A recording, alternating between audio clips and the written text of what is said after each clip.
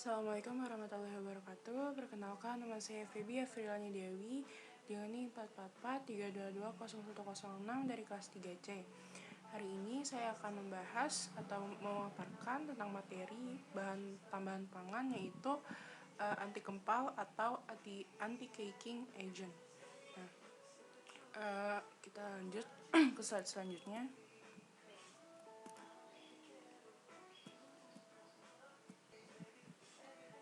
Bahan tambahan pangan. Bahan tambahan pangan itu apa sih? Nah, pangan maupun makanan instan yang sering kita konsumsi pastinya memiliki kandungan gizi yang banyak dong. Nah, pada setiap kemasan. Nah, itu tuh terlabel di belakang kemasan tersebut. Nah, salah satu informasi wajib yang harus dicantumkan dalam label adalah daftar bahan yang digunakan, termasuk di dalamnya bahan tambahan pangan.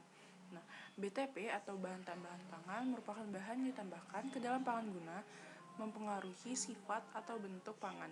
Sebelum digunakan, BTP perlu mendapatkan hak perizinan atas pihak lembaga berwenang Indonesia dan wajib mendaftarkan pada Badan POM RI atau Republik Indonesia. Nah, penggunaan BTP ini ada beberapa undang-undang nih yang telah diatur oleh Kementerian Kesehatan, seperti Undang-Undang Nomor 18 Tahun 2012, lalu nomor 33 Tahun 2012 dan nomor 031231109990 tahun 2011.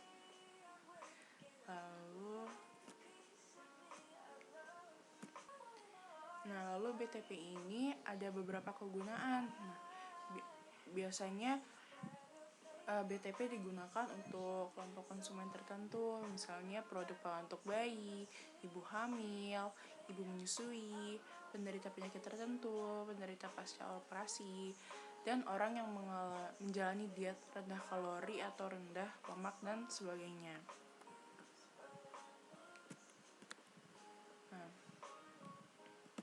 Lalu ada beberapa info menurut Peraturan Menteri Kesehatan Republik Indonesia nomor 33 tahun 2012 tentang tambahan pangan yang digunakan dalam pangan itu terdapat 27 golongan, salah satunya itu anti kempal.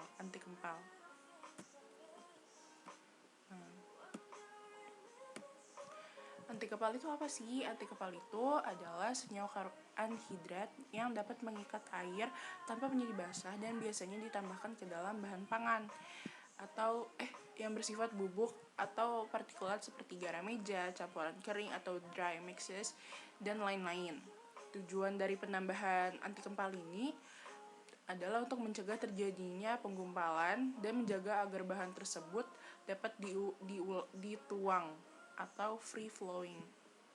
Nah, senyawa anti kempal ini biasanya berupa garam-garam anhidrat yang bersifat secepat terhidrasi dengan mengikat air, atau senyawa-senyawa yang dapat mengikat air melalui pengikatan permukaan atau surface adhesion tanpa menjadi basah dan menggumpal.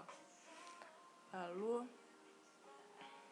senyawa-senyawa ini biasanya senyawa yang secara alami terbentuk hampir kristal, seperti yaitu garam kristal dan lain-lain.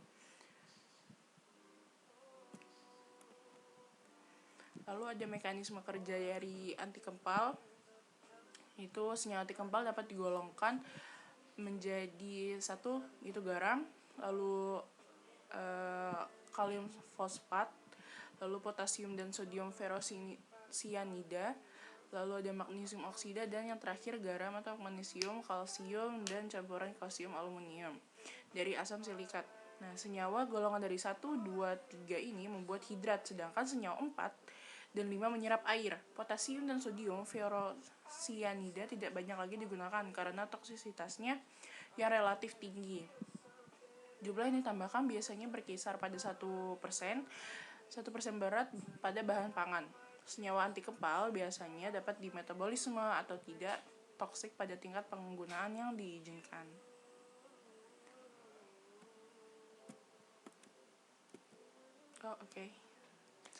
Sekian dari pemaparan singkat saya tentang bahan tambahan pangan, yaitu anti kempal atau anti caking agent. Kurang lebihnya mohon maaf. Wassalamualaikum warahmatullahi wabarakatuh.